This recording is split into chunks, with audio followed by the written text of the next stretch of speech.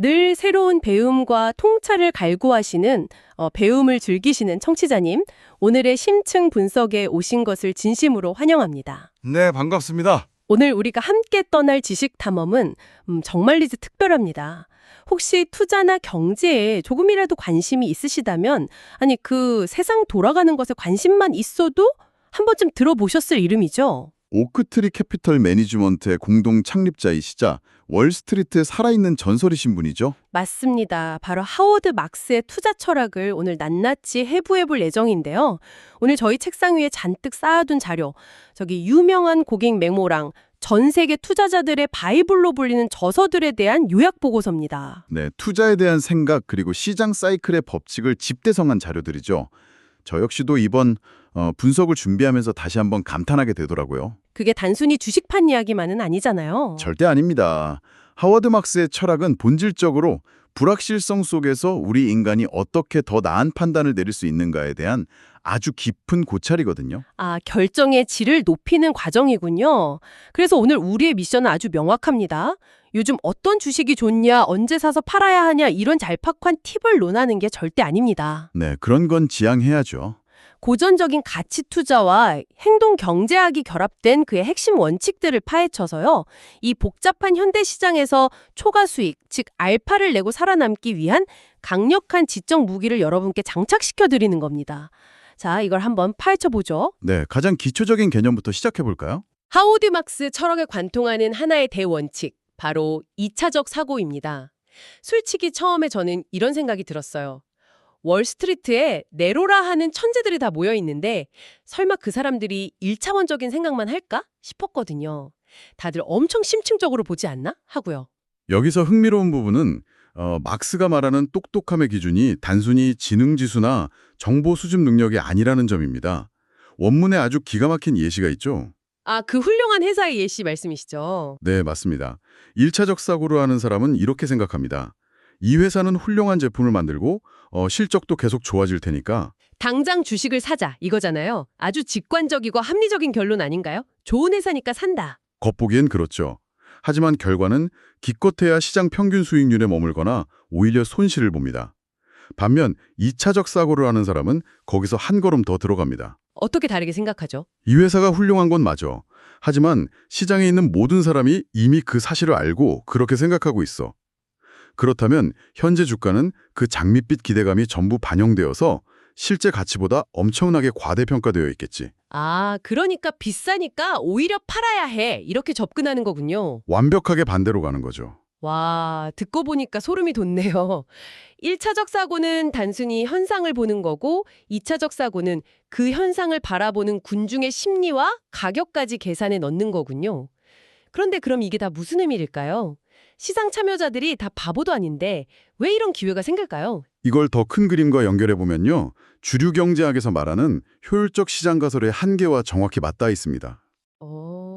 효율적 시장 가설. 그 시장에 나온 모든 정보는 이미 주가에 다 반영되어 있으니까 시장을 이길 수 없다는 이론 맞죠? 네, 이론적으로는 모든 정보가 즉각적으로 가격에 반영되어야 맞죠. 하지만 시장은 제로섬 게임이고 그 안에서 움직이는 건 결국 인간입니다. 기계가 아니죠. 인간의 탐욕, 공포, 시기심 같은 감정이 개입하니까요. 맞습니다.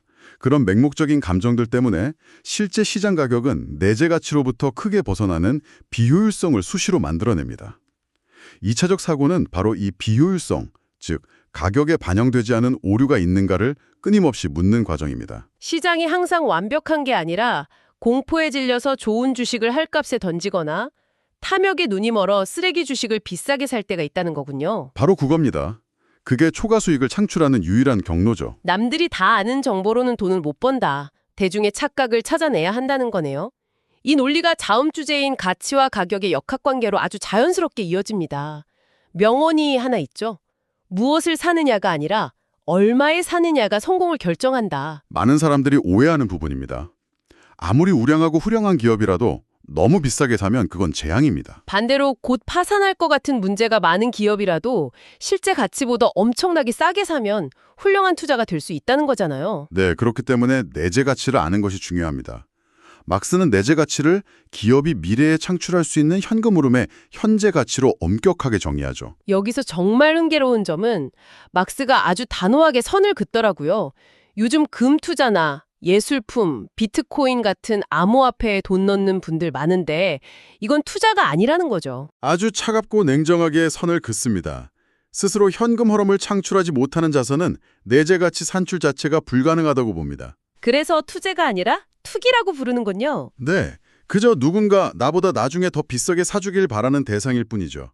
가치를 계산할 수 없으니 싼지 비싼지 판단할 기준 자체가 없다는 뜻입니다. 뼈를 때리는 일침이네요. 그럼 실제 시장에서 가격은 어떻게 움직이나요?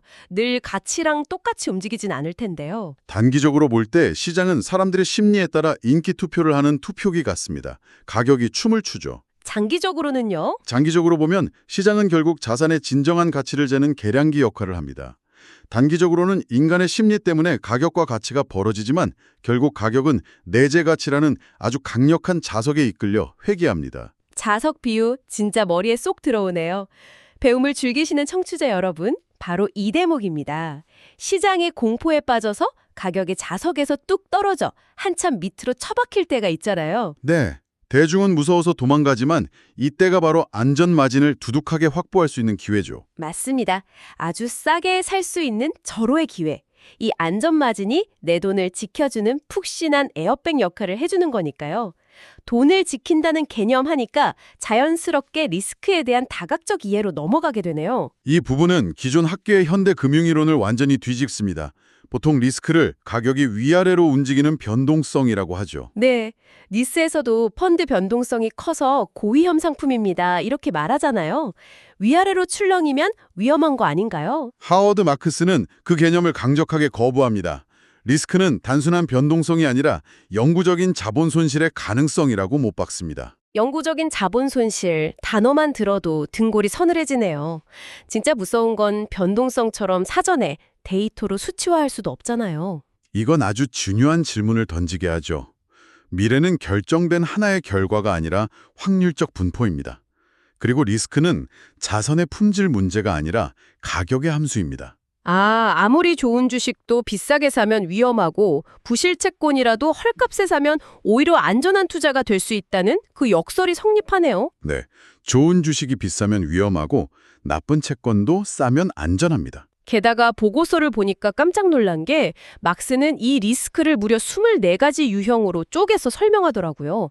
저는 돈 잃을 위험 정도만 생각했거든요. 전부 나열할 수는 없지만 흥미로운 것들이 꽤 있습니다. 자본 손실은 기본이고요. 반대로 너무 조심하다 수익을 놓치는 기회비용 리스크. 그리고 일상에서 자주 겪는 심리적 리스크, 일명 포모도 있습니다. 포모. 남들 다 부동산이나 코인으로 돈 벌었다고 할 때 나만 벼락거지 된 것 같아서 뒤늦게 상투 잡는 그 심리요? 이게 진짜 현실적인 리스크네요. 맞습니다. 또 레버리지, 즉 빚을 냈다가 시장이 출렁일 때 버티지 못하는 강제 매도 리스크나 상관관계 리스크 등 시장이 우리를 위협하는 방식은 정말 다면적입니다. 여기서 옥트리의 전설적인 모토가 등장하죠. 패자를 피하면 승자는 스스로를 돌본다 이거죠. 네, 대단한 성공보다 치명적인 삼진아웃, 즉 실수를 피하는 리스크 제어가 압도적으로 중요하다는 뜻입니다. 그런데 리스크를 완전히 피하겠다고 은행에만 돈을 넣어두면 어떻게 되나요? 그러면 인플레이션 때문에 또 다른 리스크를 맞이하죠. 그래서 막스가 강조하는 건 리스크 회피가 아니라 지능적인 제어입니다. 손실은 철저히 막으면서 수익은 열어두는 비대칭적 상황을 찾아야겠군요. 그 확률적 우위를 찾기 위해 반드시 알아야 하는 게 시장의 주기잖아요. 여기서 그 유명한 시계추 비유가 등장합니다. 네, 시장은 적정거치에 머무는 시간이 극히 짧고 늘 극단적인 탐욕과 극단적인 공포 사이를 미친 듯이 오갑니다. 청취자 여러분, 거대한 시계추를 상상해 보시면서 지금 시장이 어디쯤일지 생각해 보세요. 강세장 1단계는 어떤 모습이죠? 정말 소수의 통찰력 있는 선구자들만 변화를 인지하고 조용히 그리고 아주 싸게 매집을 시작하는 시기입니다. 그러다 2단계가 되면 어떻게 됩니까? 대다수가 기업 실적 호전 같은 지표를 눈으로 직접 확인하고 뛰어들면서 가격이 본격적으로 상승하죠. 그리고 대망의 3단계, 온통 주식, 부동산 얘기뿐이고 이때 가장 무서운 네글타의 환상이 지배하죠? 이번엔 달라라는 환상입니다. 새로운 패러다임이 열렸으니 영원히 오를 거라고 착각하는 가장 위험한 시기죠. 사람들은 왜 매번 똑같은 실수를 반복할까요? 튤립 파동 때부터 항상 똑같잖아요. 사람들은 주기를 독립된 개별 사건으로 봅니다. 하지만 사이클은 원인과 결과가 촘촘히 엮인 사슬이거든요. 호황이 과잉 투자를 부르고 그게 공급 과잉을 낳아 불호황이 됩니다. 꼬리에 꼬리를 무는 사슬이요. 그렇습니다. 반대로 불황 때는 비효율적인 좀비 기업들이 파산하며 뼈를 깎는 구조조정을 거치고 그 고통스러운 과정이 다음 호황을 싹 틔울 건강한 기틀을 마련하는 겁니다. 아, 불황이 그저 나쁜 게 아니라 다음 호황의 씨앗을 품고 있군요. 결국 투자는 지능 테스트가 아니라 심리 테스트 같아요. 투자 심리와 기다림의 미학으로 직결되는데요. 4대 심리적 적이 탐욕, 공포, 시기심, 그리고 자만심이잖아요. 인간은 본질적으로 사회적 동물이라 무리에서 떨어지는 걸 두려워하죠. 다수가 환호할 때 빠져나오고 다수가 도망칠 때 들어가는 건 뼈를 깎는 고통을 수반합니다. 그래서 이 본능을 극복하는 진정한 역발상 투자가 필요하군요. 네.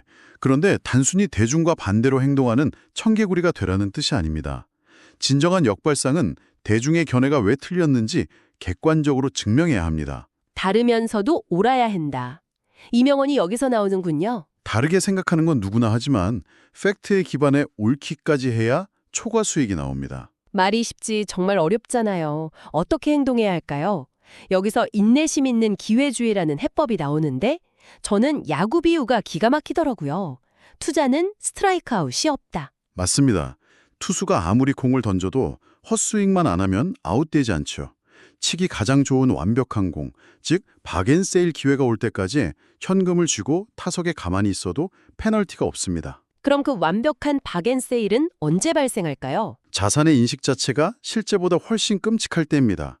시장에서 완전히 소외받고 논란이 많으며 남들이 쳐다보기도 싫어하는 무서운 업종일 때죠. 그때 사람들이 가격을 후려치고 진정한 저가 매수의 문이 열리는군요. 그래서 시장 환경에 따라 포트폴리오를 방어적이거나 공격적으로 보정해야 합니다. 자, 이제 어느덧 마지막 챕터네요. 운의 역할과 핵심 실천 가이드. 여기서 우리는 일상적으로 흔히 빠지는 치명적인 함정, 결과 편향을 경계해야 합니다. 배움을 즐기시는 청취자 여러분, 우리 솔직해져 볼까요? 큰돈 벌면 내 실력이고 손실 보면 파월 의장 탓이나 시장 탓하면서 운이 없었다고 하지 않으시나요? 누구나 가지는 자연스러운 자기 방어 심리죠. 하지만 막스는 불확실한 미래를 다루는 투자에서 무엇이 일어날 가능성이 높은지와 실제로 무엇이 일어났는지는 완전히 별개라고 선을 긋습니다. 엉망인 결정도 다트 던지듯 찍었는데 운 좋게 대박 날 수도 있잖아요. 맞습니다. 하지만 우리는 그들을 훌륭한 투자자라 부르지 않고 운 좋은 바보라고 하죠. 와, 팩트 폭력이네요. 그럼 진짜 실력은 어떻게 증명됩니까? 어쩌다 터진 한 번의 홈런이 아니라 일관성과 복원력입니다. 원문의 표현이 묵직하죠? 항상 괜찮고 때때로 훌륭하며 결코 비참하지 않은 성과를 꾸준히 내는 것. 결코 비참하지 않은 성과, 손실을 최소화하라는 앞선 리스크 제어와 완벽하게 이어집니다. 자, 우리 청취자 여러분을 위해 오늘 당장 실천할 수 있는 4가지 핵심 가이드를 깔끔하게 요약해 드릴게요. 첫째, 시장의 온도를 측정하라. 대중이 탐욕에 찼는지, 공포에 질렸는지 파악하세요. 둘째, 가격이 모든 것을 결정한다. 아무리 훌륭한 회사라도 비싸면 피해야 합니다. 셋째, 지적인 겸손함을 유지하라. 내가 확신하는 게 틀렸다면 하고 늘 자문하세요. 마지막 넷째, 방어 우선주의. 돈 버는 것보다 잃지 않고 생존하는 게 먼저입니다. 이 원칙들을 관통하는 시대적 맥락을 짚어드려야겠네요. 보고서 마지막에 나오는 거대한 변화입니다.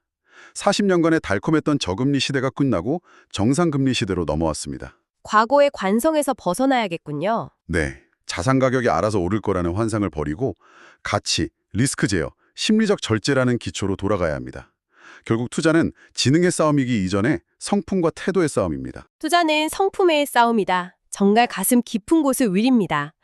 자, 배움을 즐기시는 청취자 여러분, 오늘 우리는 하워드 박스의 2차적 사고부터 영구적 자본 손실, 시계추의 사이클, 무서운 결과 편향까지 정말 밀도 높은 지식 탐험을 함께 했습니다. 아주 유익한 시간이었습니다. 마지막으로 이 강력한 무기를 여러분의 삶으로 직접 가져와 볼까요? 최근 일이나 삶에서 내린 가장 큰 결정을 조용히 떠올려 보세요. 곰곰이 따져보면 그저 운이 좋았을 뿐인데 나의 실력이라고 착각하고 계신 건 아닐까요? 스스로에게 아주 날카로운 질문이 될 겁니다. 남들이 다 하니까 당장 안전해 보여서 선택했던 1차적 사고의 결과물은 없으셨나요?